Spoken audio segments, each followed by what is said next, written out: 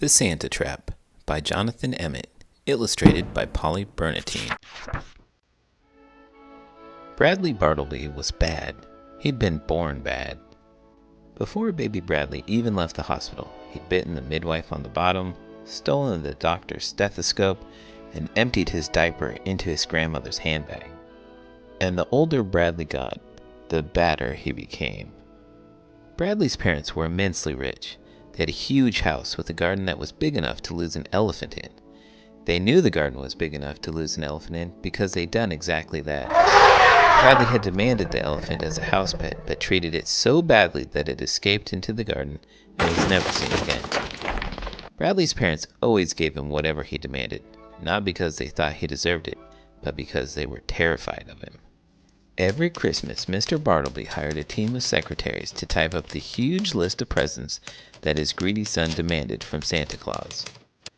Of course, Santa knew what a beastly brat Bradley was, so he never looked at the list. But that didn't mean that he forgot about Bradley completely.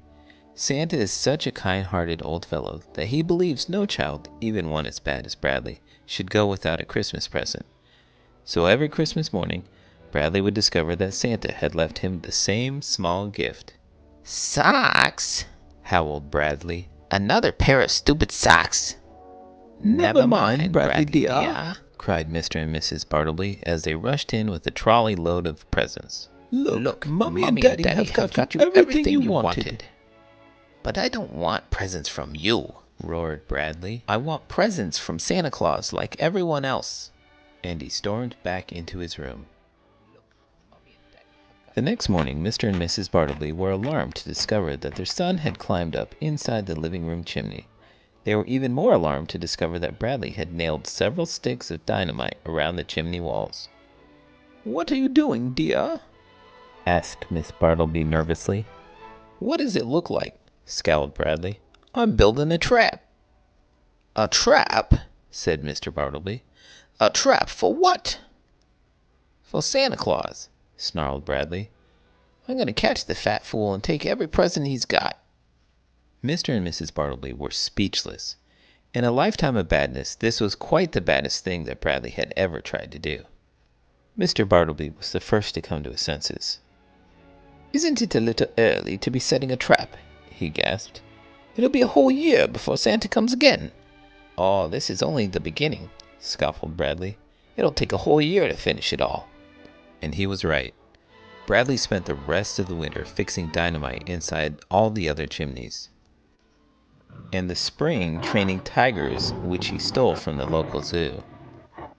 He spent the summer fitting guillotines over all the doors and windows, and the autumn cutting trap doors into all the floors.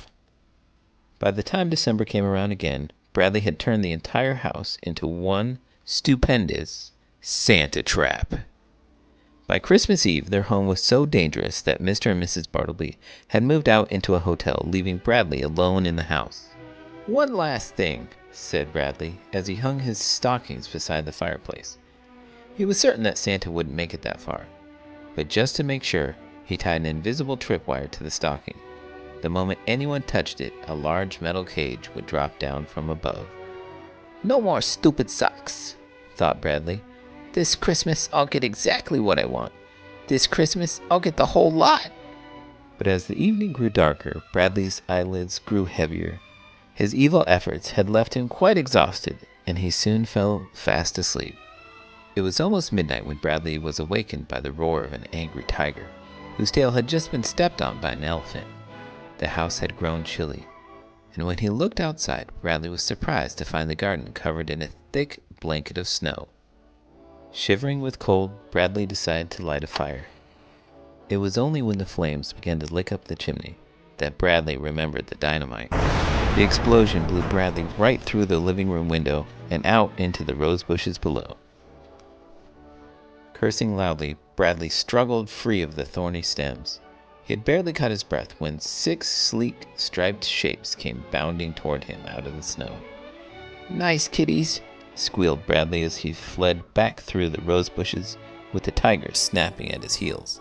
The tigers chased Bradley around the garden twice before he was able to lose them by diving into a heap of fresh elephant dung and creep back to the house.